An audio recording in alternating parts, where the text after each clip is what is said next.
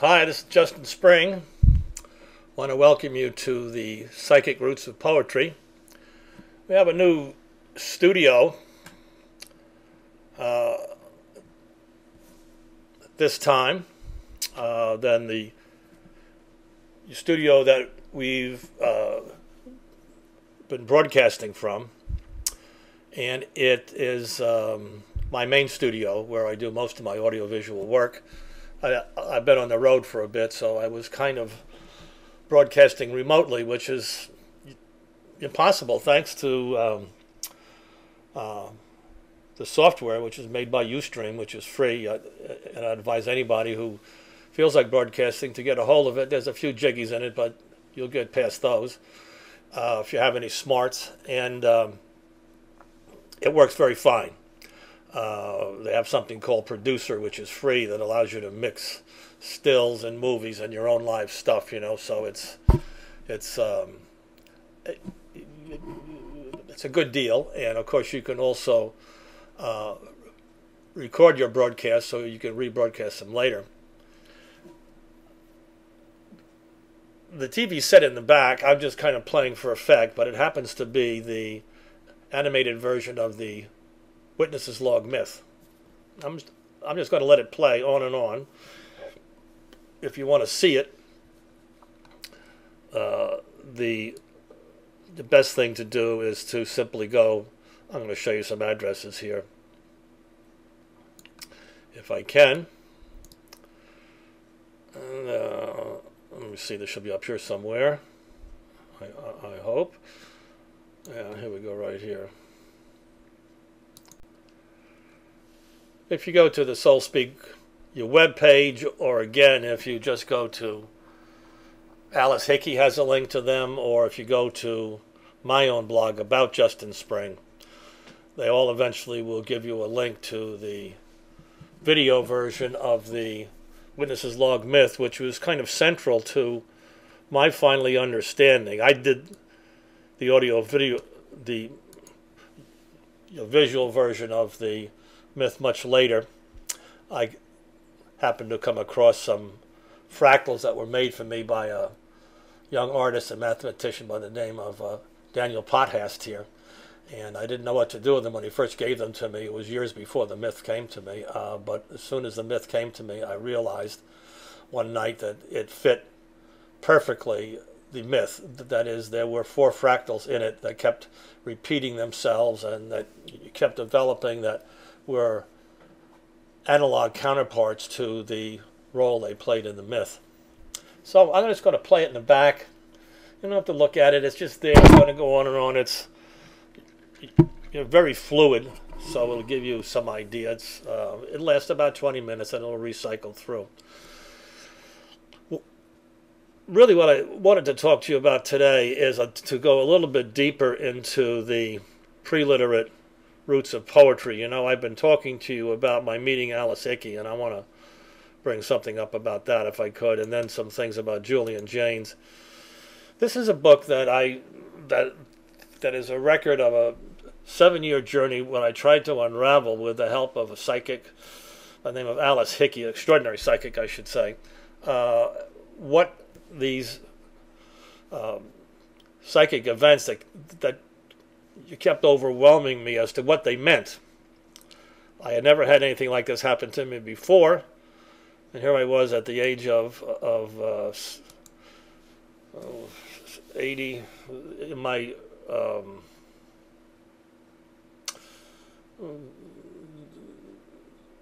somewhere about 10 years ago, in my early 60s, I just started to get a series of voices and a particularly striking vision that appeared 3 times, and finally this long myth that came to me out in Santa Monica, which is in the background, is playing, but you can see the written version of it and hear the oral version of it. They're slightly different because they're different ways of producing poetry, and then this one in back of me takes the oral version and adds another layer to it, basically. So there are ways of helping others get a handle on it. It's not easy. It took us a long time to figure out what was going on, but as I said last week, what we eventually came to the conclusion that what my unconscious was trying to tell me, and it may have gone deeper, I think, than my individual unconscious down to the collective unconscious, that somehow my breaking into the land of spontaneous speaking of poetry, which is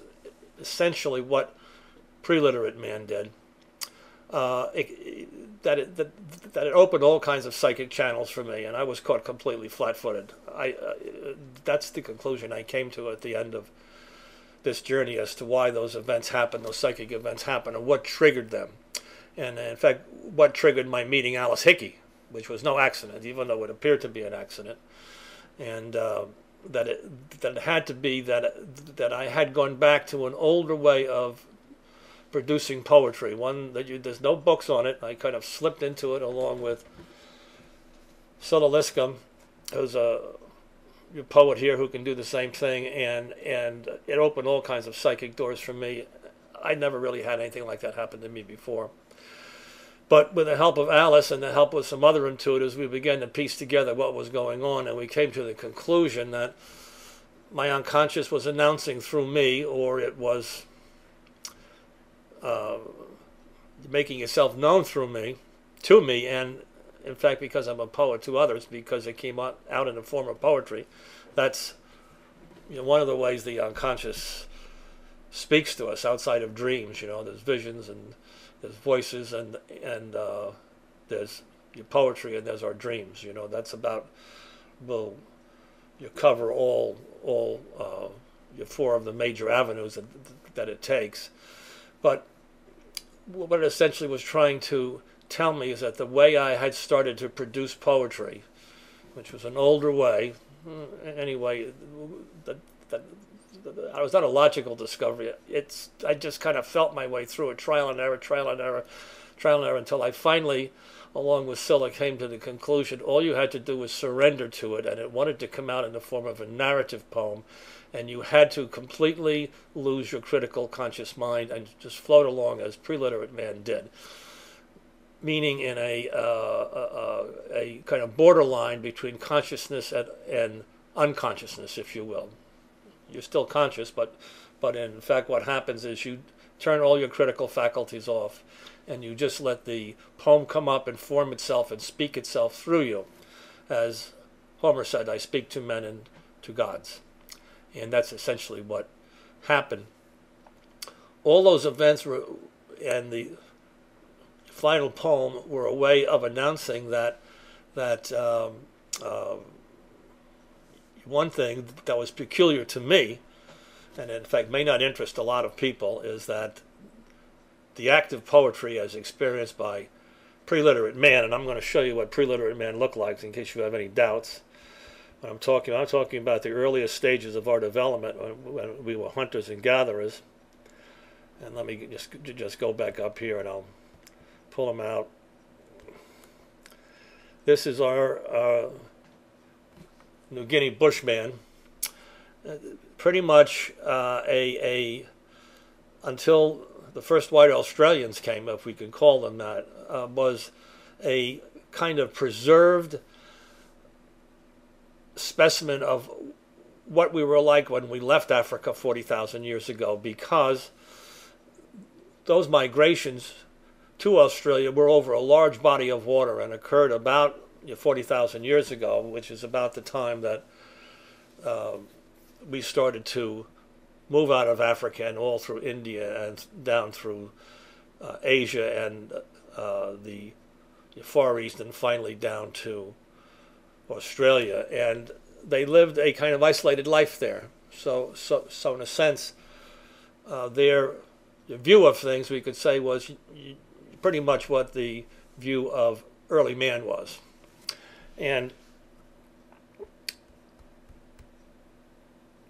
the poetry that they did came about as a result that their consciousness, the way they knew and understood things, was much different than ours. They were basically lived in a state of meditation, something like when you drive down the highway and you go for 15 miles and you make all the logical decisions and get there, and you suddenly look up and you realize you haven't seen a thing on the road. You've been daydreaming about your girlfriend. That's the way that they lived. They did their tasks, which were rote mostly, and they were in that state of quiet, where they weren't looking forward to the new house they're going to buy or their promotion or how important they're going to be. They didn't have that kind of daydreaming. And when they came up with a novel situation, the God spoke to them from the right lobe of their brain, which according to Julian Jaynes, if we've been speaking about, had linguistic capabilities with such a force and such a truth that ancient man took it to be the voice of the gods, and who knows what it was. James never goes into that. He just says that's where the voices came from. So what it all boiled down to for me is that the kind of consciousness we had is almost 100% exactly the consciousness that we enter when a poem comes to us. Meaning that preliterate consciousness and poetry were almost one and the same. How we knew and understood things and how we expressed ourselves is pretty much the way that a poem comes to us. I'm talking about a true poem that comes unbidden as a psychic event, okay? And that was just something that just hit me, and it hit me also at the same time from some experiments I did with some school children and some older people, and finally I expanded it into thousands and thousands of people. That preliterate consciousness, that little remnant of it that some of us have who call ourselves poets, is really present in everybody, not as markedly, but it can be awakened. And anybody can produce a poem just as they did 40,000 years ago when everybody did poetry all of the time. That seems, oh, well, that can't be, but in fact that is true. That's the way it was. It was not a big event. It was not a scholarly thing. It was not a university thing. It was not literature. It was the way that early humans spoke to the gods. They speak to gods and to men. They spoke out their trials, their desires, their hungers, their fears, whatever it happened to be, and they spoke to the gods that way, and their mind and their way of knowing was so constructed that poetry came like a second thought to them. What it says also about their consciousness is that it was on a very thin line between the consciousness we enjoy, okay, and their unconscious, where they were constantly slipping between the two. It wasn't like us today. We have a fortress of consciousness that doesn't want to hear about the unconscious, doesn't like our dreams, can't understand the dreams, gives no credence to them, gives no credence to any voices or the visions we have. Even if we know we have them, we don't believe we had them. I had somebody tell me that the other day who was a rationalist beyond belief. He said, I had this vision, he told me, but I don't know what it was. I just forgot about it. I just dismissed it. So that's what's happened. We have these extraordinary breaks. We say they're just hallucinations, they're neural breakdowns, and we go on. But if we had paid attention to them and to their particular fabric, we would see that they have a particular force to them and a particular attraction. And that's something that I think that we have kind of shoved to the background, if you will. We don't want to believe that. That's not really so. These things don't come to us. It's really, we have a little slippage in the old canoodle, and there's only the world, and there's the ruler, and there's the measurement, and there's cement, and don't bother me with anything else. But the fact of the matter, that little remnant that in fact allows us to exist on the borderline between consciousness and unconsciousness still exists in us, and it can be triggered so that anybody can produce a poem. And I've shown you some of those poems that I've made into videos called Dream Stories, so that I don't confuse people, because they want to know where the lines are and how come 2 or 3 people are speaking at once and what are the pictures doing there and how about the music. It's just too much for me. I can't take it. That's what the early poetry sounded like. But of course it was in the music of their times and the language of their times, etc., etc. I think you understand that in fact I wouldn't speak like a 40,000-year-old Aborigine, because I'm not.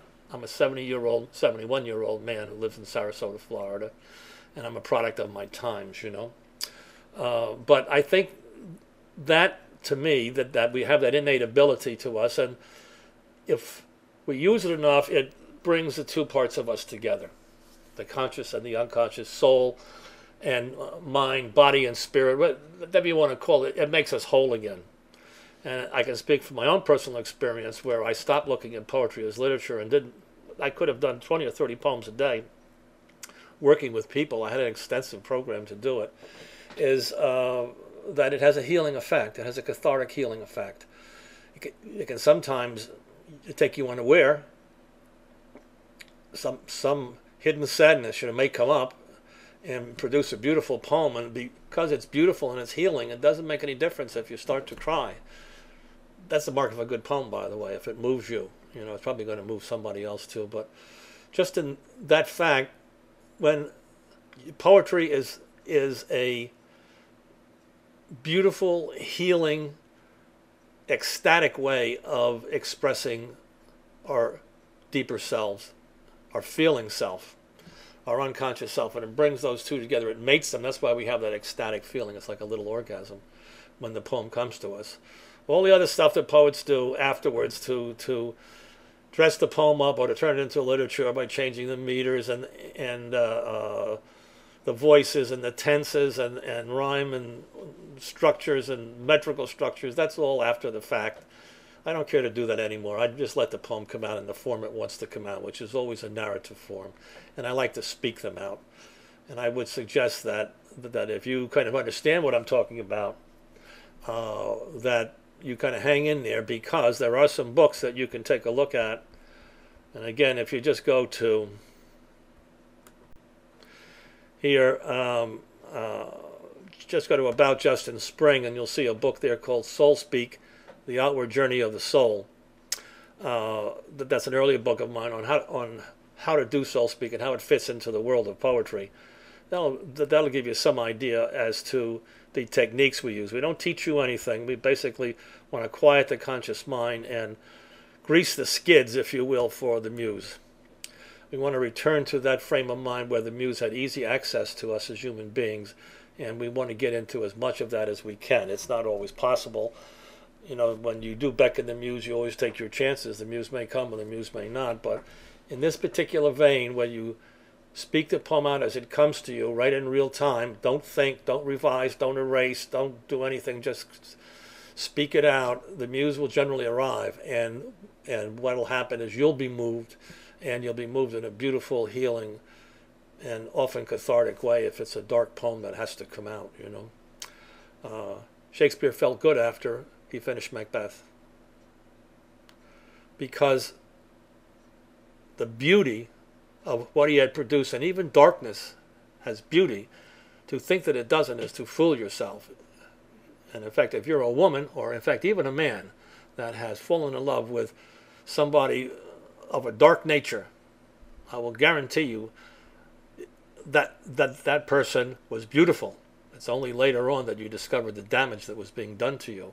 So darkness has a beauty, and when you express it perfectly, it's both beautiful, healing, and cathartic and ecstatic. So Shakespeare wasn't down when he finished Macbeth or any of his tragedies. As Yeats says, Hamlet and Lear are gay. So you want to remember that. I want to talk to you just a little bit about some conclusions that I came to in the book Alice Hickey. The book is really a journal, and I call it a novel, but it's really a fictionalized journal to make it move a little better. But it's really a fictionalized journal, and it goes back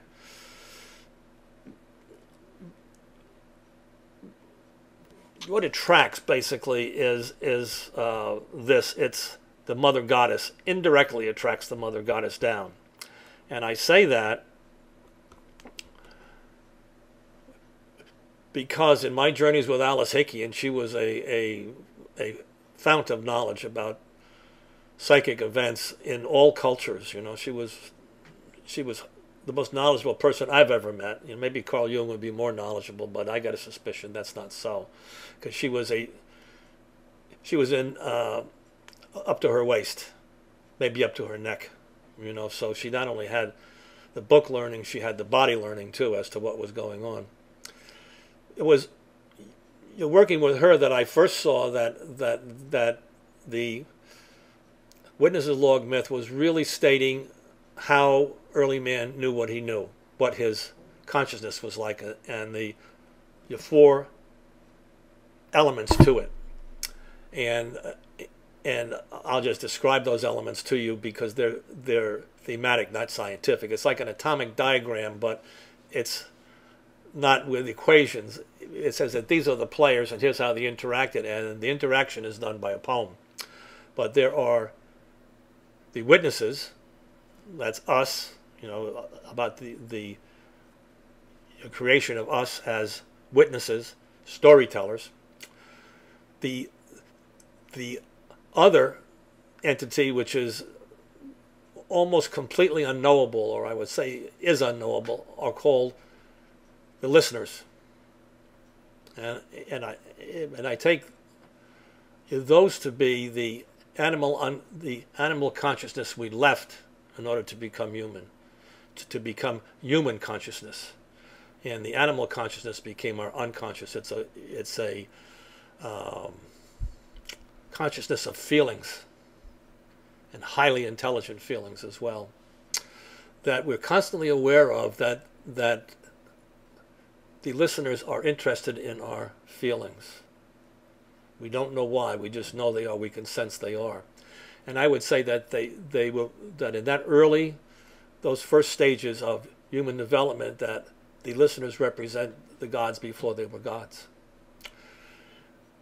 The third entity that comes into play are the visitors, which have an equivalent in every mythology that's ever existed after a period of time. And what those are, the various gods, the various spirits, whatever you want to call them, that populate the mythology of every people that have existed in the world, whether Eastern or Western or Eskimos, or it doesn't make any difference where they are.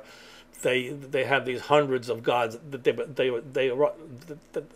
they go on forever, basically, and they're constantly coming from the unconscious, or the psychic world, put it that way, what is called the other world in the myth, because that's what it feels like to them. And they have two functions. One is to harm us, and the second is to help us by guiding us, if you will. And I think that is something that makes sense to most people who have studied early consciousness or early myths. And the fourth entity are those of us who became dreamers. And what dreamers are they are witnesses who, by some mystery of birth, can travel to the other world. You can think of them as psychics or shamans, Jesus, Buddha, Black Elk, whatever you want to think. And in a minor way, poets, those who stand on the borderline of the other world, and sometimes you cross it slightly. So that's how men understood the world. They had their own witnessing of the world. They made up stories about the world. They had insights given to them by visitors, psychic visitors, which are always present. They had some of their brothers or sisters could travel to the other world and always brought back pieces of the other world that comforted us. They're very important. And of course there were those spirits who had come to injure us. We could tell the difference. We had to know, and in fact, the poem goes into something as to how we could tell one from the other. And of course, there's always, at the base of everything, they are the listeners who, in fact, eventually became the gods and eventually became the muse, or the muses is how they were originally laid out. If you take what happens to you at the moment of conception of a poem, there is the arrival of the poem or the muse, that would be the visitors. We, as your witnesses, transform ourselves into dreamers, those who travel to the other world, if you will, very slightly, but it's enough. We enter a different state of consciousness, and we produce a story that has some special characteristics. It's rhythmic and it's metaphoric and it comes unbidden, and we often don't know what it means. It just wants out. And who we speak to during that process, your poets have called it this for eons, is the perfect listener. So the listener, the muse, the witnesses, and the dreamers, again, those four elements make up the arrival of a poem, turn it into a poem, and those four elements also, in a different scope, if you will, determine how men knew the world. So it's no wonder that they knew the world through poetry. And I've explained that poetry is a much different poetry than we have today, which if you go back to the earlier sessions, or in fact just listen to the poetry that is being played for you, you'll understand that. I'm going to play one just for you right now, just to bring you into a frame of mind. Here's what I'm going to play. It's about a very dark love affair. And this happened to me very early in my stages of the speaking poems. And I'll let it, that in terms of the visual overlay, I did that much later, based on an abandoned set of ruins that I knew in Mexico. So just listen to this one. Just listen to it like rain. Listen to it like the Beatles. Don't try to figure it out. Just let it fall on you. This poetry doesn't attack the head. It attacks the heart. It attacks the unconscious. It's meant to produce feelings, because poetry, both now and 40,000 years ago, was meant to produce feelings, because feelings are the only thing that the gods really understand, or the unconscious. Let's put it that way so you'll understand that, okay? The words are the spear carriers in the opera, but they're not the opera. Here's the opera. Maybe it was I am her hands. walking. Maybe I am it was her hands. running. Maybe I am it was waking